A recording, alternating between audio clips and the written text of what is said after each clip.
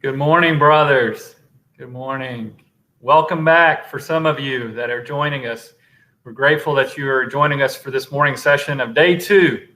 We hope that many of you had the opportunity to join William earlier for a guided meditation. I know that I appreciated it, to be able to settle in for the day. For our brothers who are joining us for the first time, welcome. On behalf of Illumin, my name is Brad Pickle, and I am the administrator of Illumin, and along with a lot of elves behind the scenes, we are the technical team that will be working with you and for you to make sure that we are all able to enjoy this experience. This morning, we have the pleasure of inviting Jim Clarke to be with us. Jim is a weaver of Illumin. And what that means in our work, for those of you who aren't familiar with Illumin, is we have an event called the Men's Rites of Passage. We inherited the Men's Rites of Passage, a 5-day initiation experience that you can learn more about in the expo, the marketplace. We inherited that from the work of Father Richard Rohr, who spoke last night with Jim. And in that process, we have weavers. We have our brothers who guide the men through the Men's Rites of Passage. And Jim is one of our 3 weavers. And this morning, we have invited him all the way from Southern California to you across the world, me in South Carolina. We are truly bi-coastal in the U.S., to be with us and talk to us and expand upon the conversation that they had last night, that Jim and Richard had last night about patriarchy and the path to masculine healing, masculine path to healing, and invite us through. And during Jim's time with us this morning, he's also going to share with you about other pieces that will be part of this morning session. And I'm going to leave all of that to Jim. But I do want to just point out a couple of things that came through the email this morning to you. There's an email that came out to everyone that has to do with council circles. And we are going to be holding those council circles on Zoom, which is a separate platform from Hop-In. Those of you that were with us last night heard more about this, but we don't want to leave anybody out this morning. In your invitation, there is an attachment that has your name and your Zoom room, that when we go to those council circles later this day, 1 o'clock Eastern time, 10 o'clock Pacific time, you'll see where you need to be. And that's where we do our small group sharing. These sessions, Jim will be talking to us, and it will be more of a one-way conversation. But when we have those council circles today, please go to your Zoom room. We know that some of you will not be able to attend because you have other obligations, and we completely understand. But we want you to take advantage of these small circles while you have time to share with brothers. And then also later this afternoon at 5 o'clock Eastern time, 2 o'clock Pacific time, we will also be in a Zoom room with guests, the Divine Feminine, to talk about their experience around patriarchy. Once again, across cultures and throughout the world, these women that will be with us are going to be able to share from their hearts. These 2 Zoom opportunities are not recorded, because when we go to council, we do speak from the heart and we share deeply, and we want those to be confidential. So please make every effort to participate these as you can. Brothers, once again, if you need any information, it is likely already posted on our Soularize Live website, which is illumin.org/Soularize 2020 live. All one word, illumin.org/Soularize 2020 live.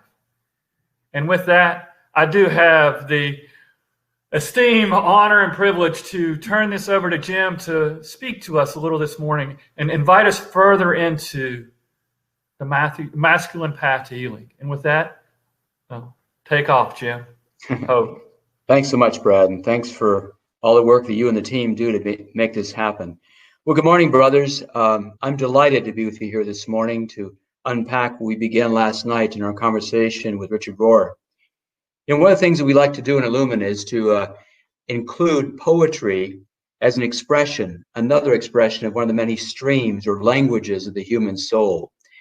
And if you might think about poetry this way, for me, poetry are like secular scriptures. They have a way of being able to use words and images together in colorful language that resides or sits or finds comfort in the human soul, not only as a deep affirmation, but as a calling forth the best what it means to be human. And so throughout many, many centuries, we've held up the men and women who have been able to gift us with this wonderful discipline.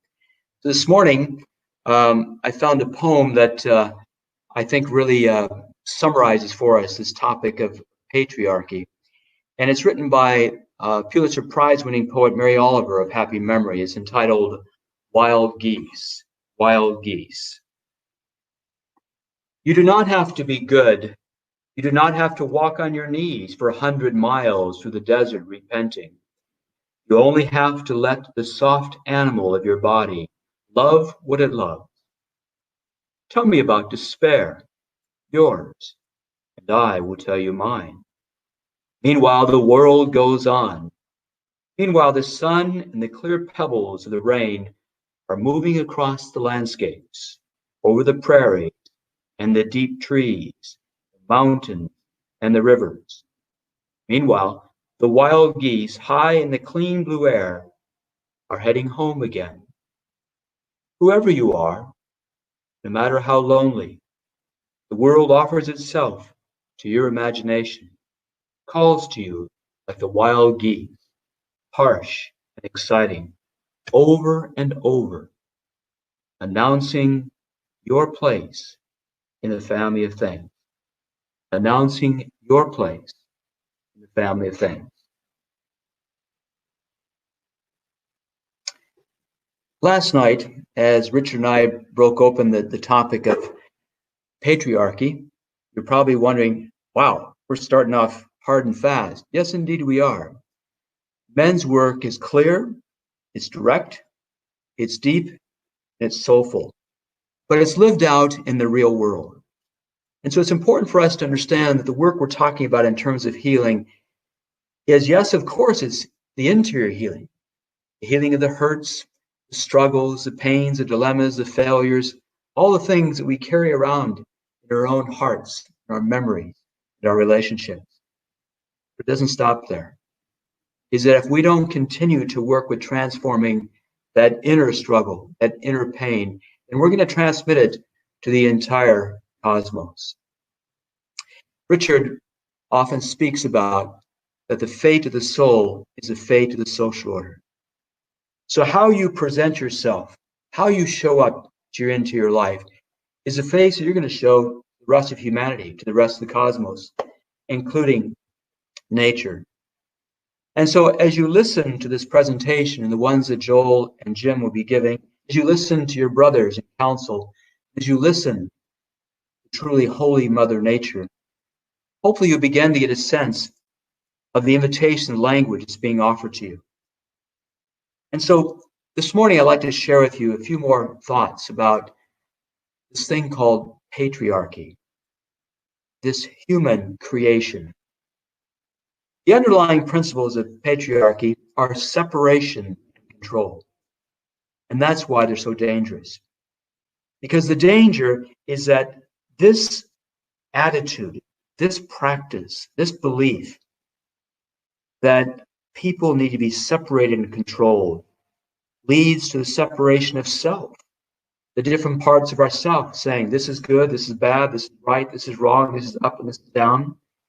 Now, there is a small place for this when we first start growing. We call it the immature or incomplete space, but it's not the end. It certainly is not the place of a mature human being, let alone a mature man. This separation also leads to a separation from others. Anyone who doesn't look like, speak like, act like, or even feel like us. Separation from life. And certainly, of course, nature. Coupled with that, there's also this sense of a false sense of control, that I have the power to be able to control others, to control myself, to control anything and everything, including nature. And both of these are lies. They may work for a short time, but they do not last forever. And they don't last for a long time. So the kingdom of God, as we are told in so many different ways by the great spiritual masters and mistresses, and certainly by Jesus, the kingdom of God is very different. It's a place of right relationship, a place where everything belongs, a place where even the dark and the ugly and the misunderstood and the foreign and the strange, they too have their place.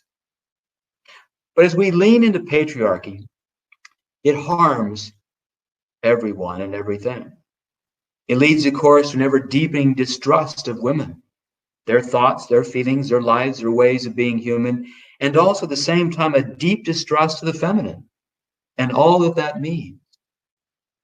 So just as women major in the feminine, we men minor in it, and that we too are to come like women to be able to honor both this and that, both the masculine and the feminine, because both speak of the mystery of the Creator. So the structures that keep patriarchy alive and in place are based on dominance and submission. And I must confess that often religion has been a part of this, not just political structures, not just family or cultural structures, but it's almost all aspects of our life experience have colluded in this plan to keep dominance and submission in place. However, all of us, all creation suffers the effects of patriarchy.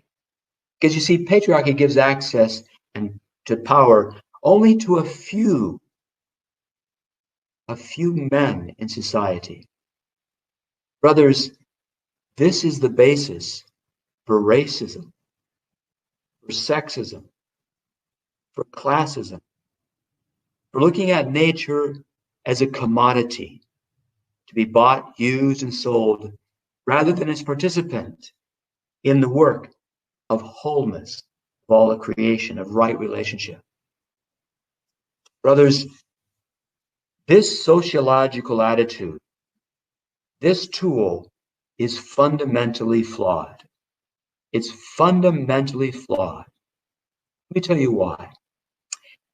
Because the truth of the matter is, both by our life experience, both by reflecting on our own relationships, as we look at creation, and certainly science backs this up, interestingly enough, as well, that we are not separate from anyone and anything. Rather, we belong to each other. We're a part of the whole picture, part of the whole cosmos. As Mary Oliver said so beautifully, find our place in the family of things. This belongingness, this is the journey. This is the adventure of being human in the midst of this colossal thing called the Creator's family. Yes, indeed, we are not separate. We belong to each other. This is what we talk about, the work of salvation, of holding or healing or bringing together. Secondly, even though we may feel it sometimes, honestly, we're not in control. We're not even in control of our own lives, let alone of anything or anyone else. We are in partnership. What an awesome gift the Creator has given us to say, come and be my partner. That the Creator has invited us into this divine dance of being able to rejoice in right relationship, to rejoice in the mutuality and reciprocity and equality with all that is. And that when we do this, we find ourselves not being lonely, but being excited by relationship at every level. Challenging us, yes, of course. Pushing us out of our comfort zones, yes, indeed. But also deeply affirming of, this is who I am. This is what I'm about. It's then that we truly can rejoice with all creation. Not only to sing the Creator's praises, but to sing the gift of what it means to be a part of a huge, infinite choir. Patriarchy is a human creation, and it can be ended, but it cannot happen if we still believe that it's natural or that it's God-given. Or to say very simply, well, it's always been this way. And actually, as you heard last night, that's not true. It's not always been this way. This has only been in place about 4,000 years.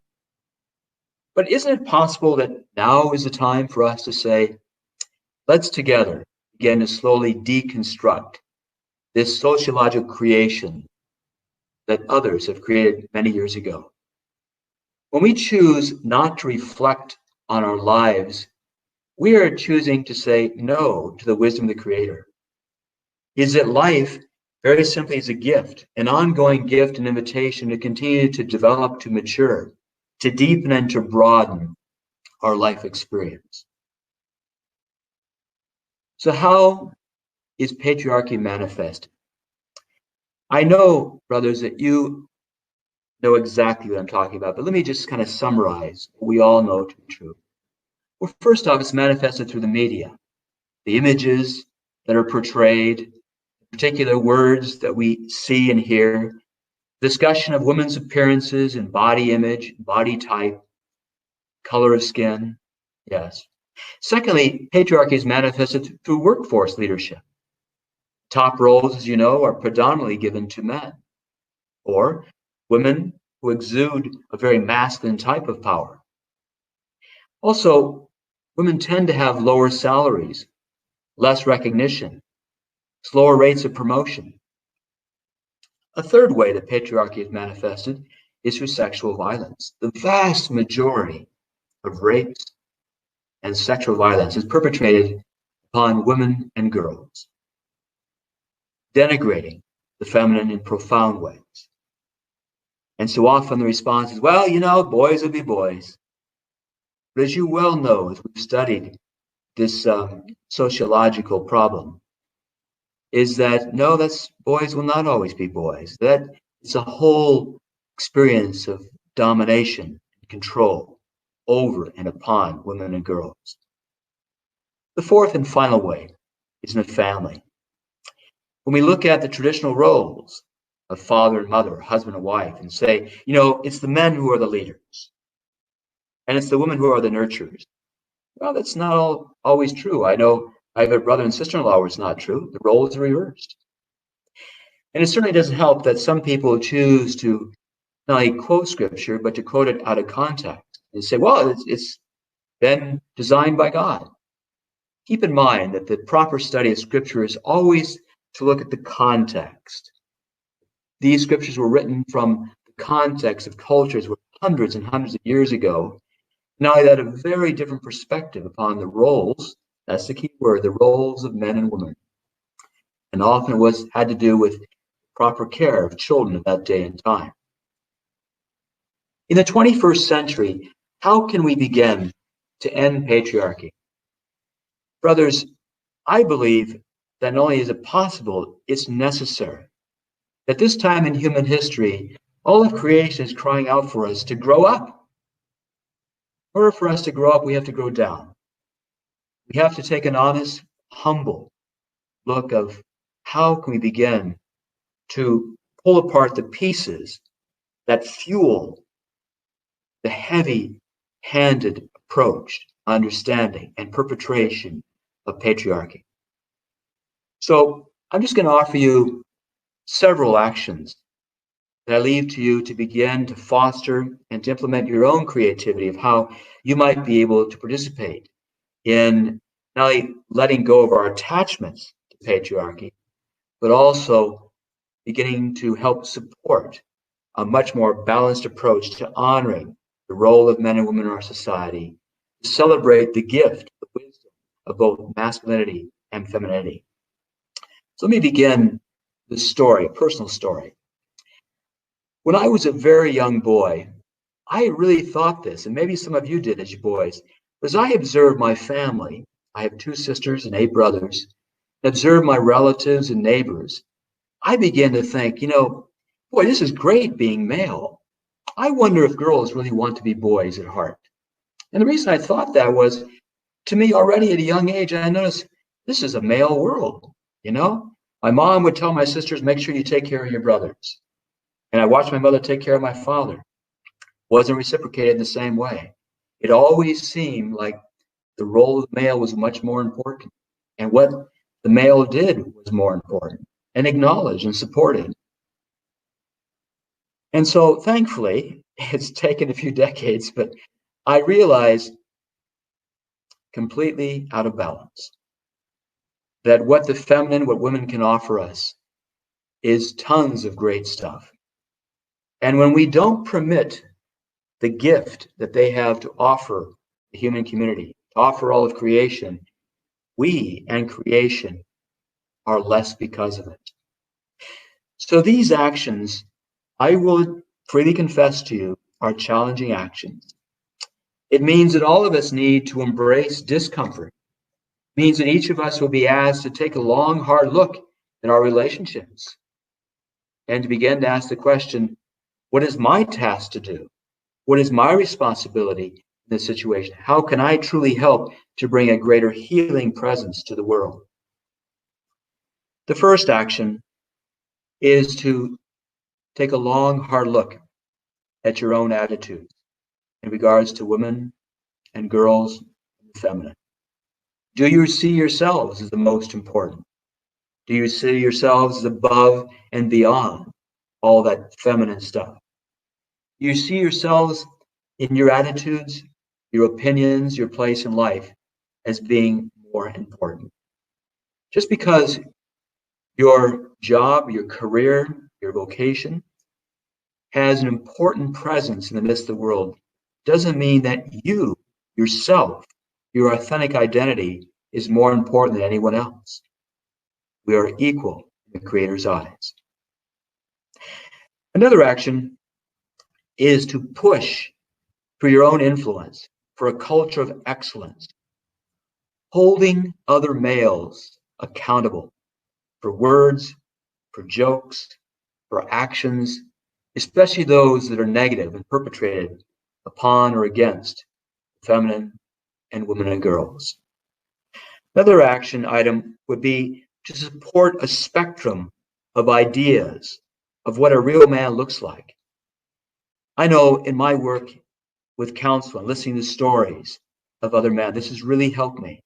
And I've been doing this for decades. There's no one way of being male, of being a man, is that we come to our maleness, yes, biologically, but we come to our manhood by our interior work. This is what Illumina is all about, is that together as a community, we are men transforming other men. I'm grateful for the gay men in my life who've helped me to hear and to listen to completely different life experiences that I never knew growing up. I'm grateful to the transsexuals. I'm grateful to those who teach us and other ways, not only of orientation, but also other ways of being and expressing one's manhood. Another action is to reframe patriarchy as a human issue. Many men just dismiss it and say, oh, it's a woman's issue. No, it's a human issue. Many of us men don't have full access to power. We too suffer the effects of patriarchy. We too feel inhibited. We too feel like we don't have the authority to speak out or to make changes, but we all have the power of influence. Another way, especially beginning with your sons, grandsons, boys that you have influence over, to teach boys and men how to communicate their emotions and to listen empathically to others. You know, back in the 90s, what has now become a tradition in my family, as I began to reflect upon my own life growing up as a boy, I knew I missed out on a lot of good wisdom.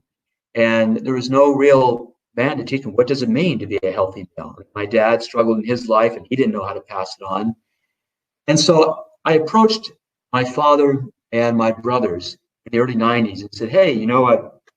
We kind of screwed things up, but how about if we do something different with nephews? And they said, what do you have in mind? I said, well, what about going away for a weekend? We'll go camping. We'll just talk about what does it mean to be a healthy male? What does it mean to be a part of our family as Clarkes? And we'll just take it from there. Thankfully, they all agreed. And so we began this tradition of coming together. Well, those nephews now are in their late 20s and early 30s. Many of them are married. I was really touched when the oldest nephew came to me and said, hey, Uncle Jim, can we get together again? And I'd like us to be able to talk about something. I said, sure. I said, I'll do it on one condition. He said, what's that? I said, you're a man now. What do you want to talk about? What do you want the theme to be? And I was delighted when James chose this issue. He said, you know, I've really struggled with my emotions and expressing them. My ex-wife tells me that that was a real problem in our marriage. And so he's the one that facilitated asking all of his cousins to read a book, which I read along with them. I helped to facilitate the discussion. It was really meaningful as I listened to the stories and struggles and doubts that each of these young men had. We continue that tradition as well. So to teach boys and men how to communicate their emotions honestly and to listen empathetically to others. Another idea is to create a collective accountability, not just individually, but in our systems for handling sexual violence. You know, so often we turn this over to the courts and to our attorneys. I would recommend that it's not just the only aspect of how to deal with this challenge in our culture, but how can we create a system of accountability and that helps there to be, we call it authentic reconciliation, deeper understanding, to help both the victims and the perpetrators to understand what's really going on. What do we need to learn from the situation? Rather than just saying, well, it's not about me, I didn't do it, or it's not about my family, but to see that this is clearly a human issue, a cultural issue. Another idea that can help us to begin to tear apart patriarchy is to train men and to foster attitudes that men should be very proactive in addressing patriarchy. To help us to regularly look at this and even to find a language, words, images, stories, to be able to help us to come at it from a different way. Because you know as well as I do, we guys can get bored really easy, especially if we keep hearing the same word over and over again, or the same phrasing.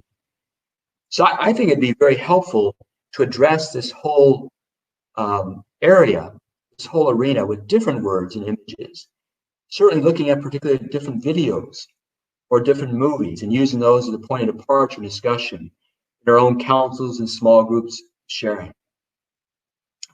The next one I know is a large plan, but to even personally make our commitment to this, to end the war on women and limiting their rights. Brothers, let's name it for what it is. For most of us men, it's because we're so insecure. So insecure. You probably know now that across America, that the number of women in college and university has surpassed the number of men. A lot of young men have been leaving the college and universities after a year or two. I know the boyfriend of my niece, he left for that reason. He didn't want to compete with a woman. Not at all. He walked away rather than compete. And it was just his own insecurity, his own deep insecurity. And so to begin to grieve our own sense of insecurity, what will happen if I find a woman who has a stronger personality or is more intelligent or more gifted than I am? So what? Celebrate the difference. Encourage her.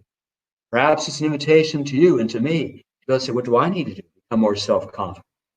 How can I embrace that part of me that still feels wounded by a strong mother figure? Another area is to hold the media accountable. Let the media know, whether it's letters to the editor, whether it's letters directly to producers or directors, or not attending or watching certain movies, that at some level glorify patriarchy, put down women in one way or another. It'd be very, very helpful in light of this to recognize that the more time, money, and energy that we give to holding on to these outdated images, you know, as I do in the marketplace, they'll keep feeding us even more stuff that does not nourish the soul. It just fills our minds and our hearts with things that can be very destructive. And so let me add one more thing that often is not brought to the table, and that is, take a look at the pornographic industry. It's very clear that the media has discovered this is a great place to earn billions of dollars.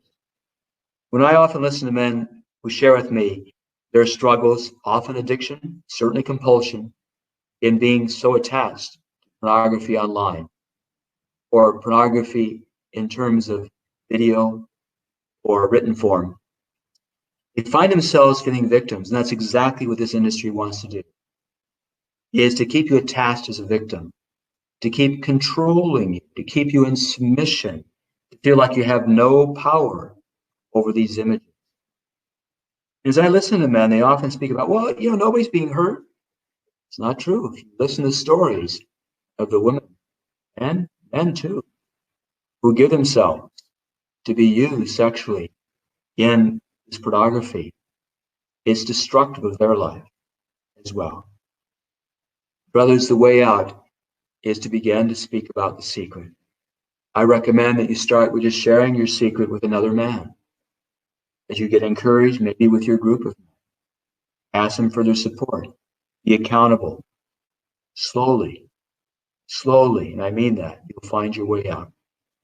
I remember a psychiatrist who's an expert in this field said that, do you realize that particular images in pornography stay with you for up to 8 months or more? 8 months or more. This is why it takes such a long time to walk away from this type of addiction. Another action that I think is necessary in our time is to celebrate, to look for, and to encourage shared leadership and input. Shared leadership and input. I am amazed that when I listen to the stories of women, to their ideas, how different they are from mine. And I must admit, inside of me, there are times I find myself reacting, saying, that's not going to work. And as you know, a lot of women enjoy process. I'm sitting there at the meeting thinking, okay, we need to make a decision now. But after working with women for many, many years, I've learned I need to be patient. I need to create space for process. I need to recognize that the feminine is going to appear in lots of different ways. Dreams, images, through poetry, through music, art, through dance, and through new ways of being human. The last idea I share with you is to regularly choose to practice listening. Think of that with a capital L. To listen not just with your ears, but to listen with your heart. To read between the lines as you're listening to women. And to listen to their perspective. Listen to gay men's perspective. Men who tend to be more friendly with the feminine world. We have a lot to learn. And it's only in listening that we can begin to allow our own hearts and interior life to be slowly transformed. Help us to recognize we have nothing to be afraid. Brothers, remember the tagline, we are men transforming men. We're in this together. I look to you for support, encouragement, and to be challenged. And hopefully you look to me and we look to each other. That none of us has all the answers. None of us has all the wisdom. Is that we work with this together. So I'd like to go back to what Richard tapped into last night as a way of bringing this to conclusion. As I read and understand and study and reflect, listen, this whole area of patriarchy, what strikes me is this is a good example we call the negative king. Some people call it the dark king, the king that's repressed, the patriarchy that is held within each male. So let me just remind you about the healthy king. Whether we are young men, midlife men, or older men, all of us have the wherewithal, what we call the king archetype. An archetype is to your soul what your five senses are to your body. It's a way of reading reality. And typically we read reality archetypally through certain images. So there are images of the king, negative or positive, that we're drawn to or we react to. These are present in the media, present in the church, in politics, in our families, our culture. Yes, by all means. But I'd like us to look at these almost like as bullet points. The healthy king does not indulge in disempowering or cursing others. The healthy king has no desire to do this whatsoever. The healthy king does not want to seek control over others. Rather, the healthy king wants to help others live in peace. The kingdom may be blessed with right order. The healthy king does not live in paranoia or impotence, because the healthy king knows his innate power, knows the courage of what it means to be a full father, a full man. And he stands with that crown of awareness, that deep sense of a wakeful spirit that leads and guides all people, all relations. The healthy king is not tyrannical in his relationships. Rather, he is grounded. He is centered. He knows who he is without apology. There's a certain presence about him. There's a certain awareness that other men and women want to be around this man. They just know there's something different about this guy. He doesn't need to offer any real apologies because he knows who he is. And when he's done something that's out of character, he's quick to seek reconciliation. Because the healthy king is a reconciler of opposites.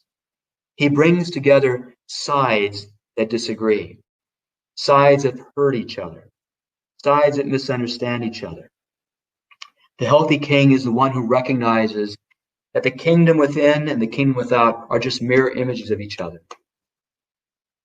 It's to recognize that as you truly help to celebrate, to mature and relate to your inner life, so also as you're called to discover your task in life, you are to do that as a part of the larger task of building, celebrating, living in a kingdom of peace, justice, and right order.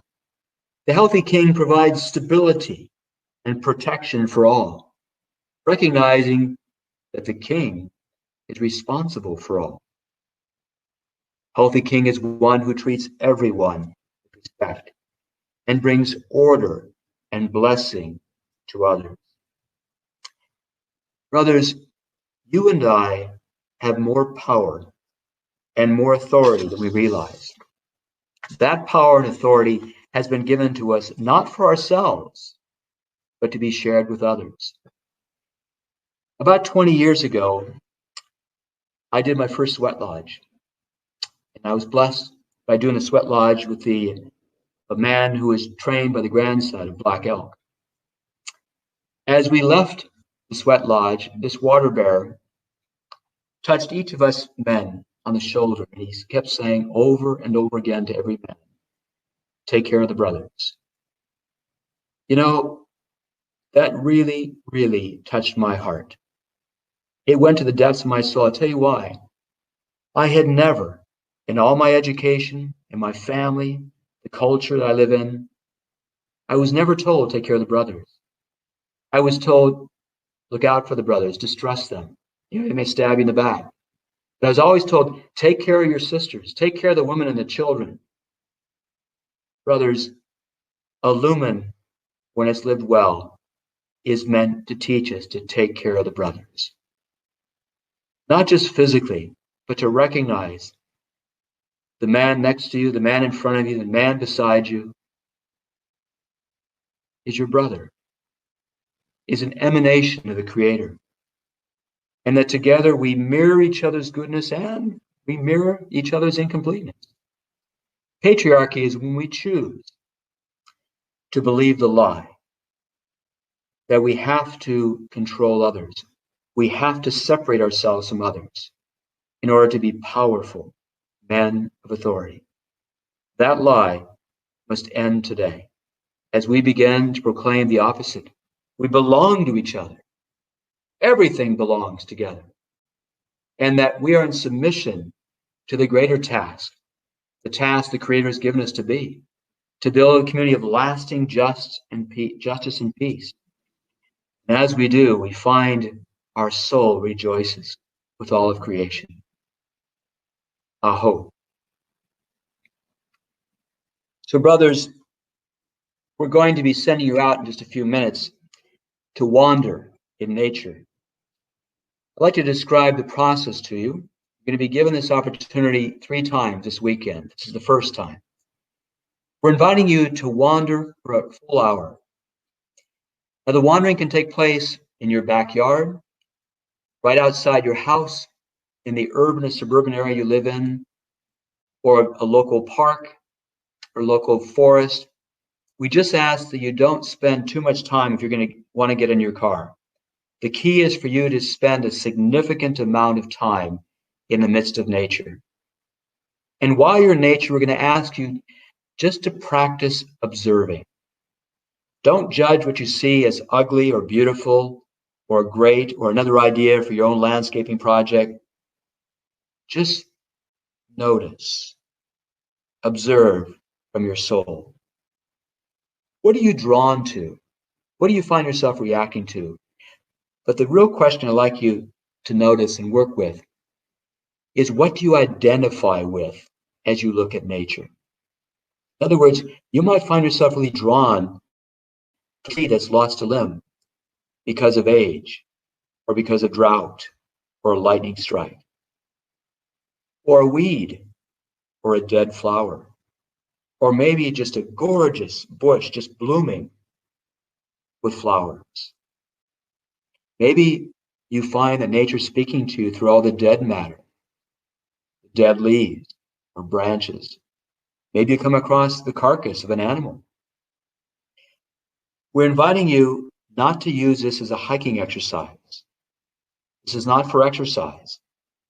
This is really to exorcise your interior, to open you up to be more liberated. So let's suppose you come across 1 or 2 items that just grab you.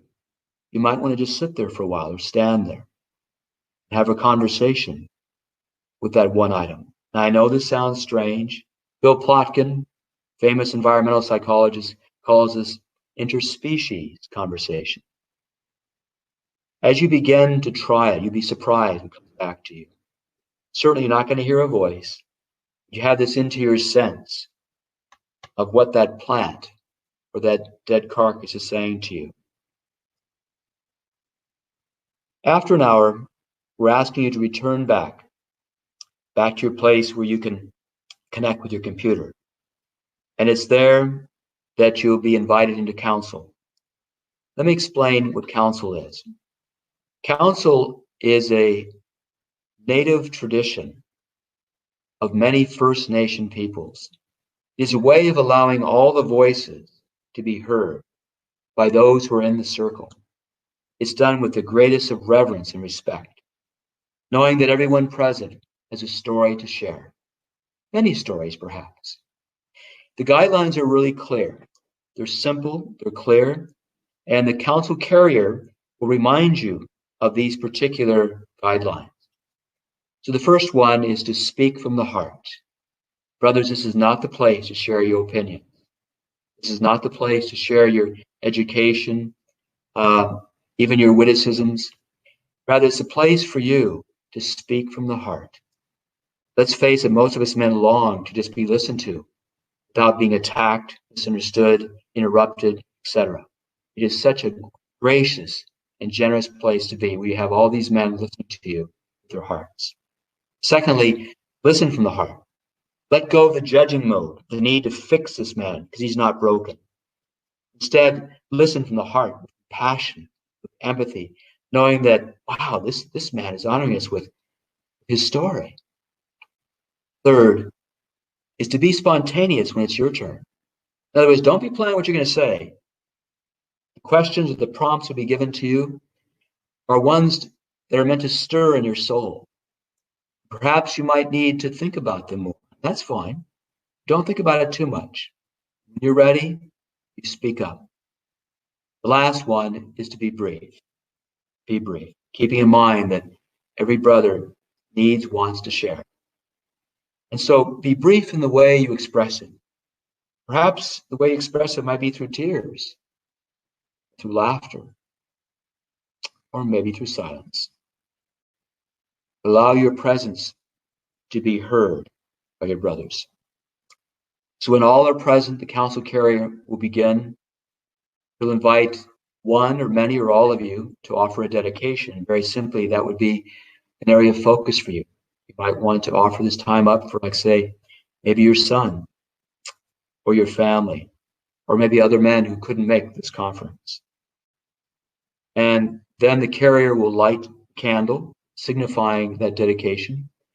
And then from then on, with each dedication, he will tap a little chime just to acknowledge that you've been heard. You've been heard. Now, he will have a talking stick. Perhaps you may want to have one in your own location. Talking stick is a traditional way that the elders in their tradition would pass the stick to the next person who's to speak. It reminds everyone that he holds the place of focus. And so we listen until he's ready to pass the talking stick to the next person. So this is all done in a time of reverence. And this will go on for about an hour. And then the council carrier will call the council to conclusion, typically with a few words and maybe a common action, even though we're separated by many miles. Then you'll have a lengthy break before the next item. Brothers, we wish you well, and certainly we carry you in our hearts and our prayers, knowing that the Creator will speak to you in many ways and show you the truth that we are all connected and that we are all in submission to the higher power that we call Creator. Aho.